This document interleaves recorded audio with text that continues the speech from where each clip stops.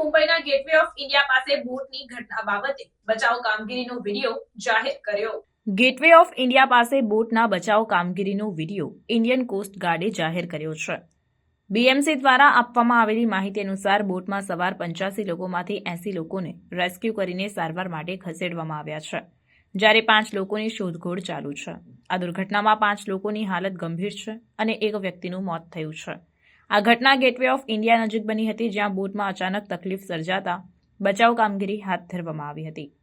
Indian coast ગાર્ડે તાત્કાલિક કાર્યવાહી કરીને 80 લોકોને સુરક્ષિત રીતે બહાર કાઢ્યા। બચાવ કામગીરીમાં કોસ્ટ ગાર્ડની બોટ અને હેલિકોપ્ટરનો ઉપયોગ કરવામાં આવ્યો હતો। આ દુર્ઘટનામાં બચાવાયેલા લોકોને તાત્કાલિક સારવાર માટે નજીકની હોસ્પિટલમાં ખસેડવામાં આવ્યા છે। 5 લોકોની હાલત ગંભીર છે અને તેમને તાત્કાલિક સારવાર આપવામાં આવી રહી છે। આ દુર્ઘટનાના કારણે એક વ્યક્તિનું મોત થયું છે, જે દુઃખદ છે। બીએમસી અને કોસ્ટ ગાર્ડ દ્વારા બચાવ કામગીરી ચાલુ છે અને બાકી 5 લોકોની શોધખોળ કરવામાં આવી રહી છે। આ દુર્ઘટના દ્વારા ઇન્ડિયન કોસ્ટ ગાર્ડની કાર્યક્ષમતા અને તાત્કાલિક પ્રતિસાદની પ્રશંસા કરવામાં આવી રહી છે।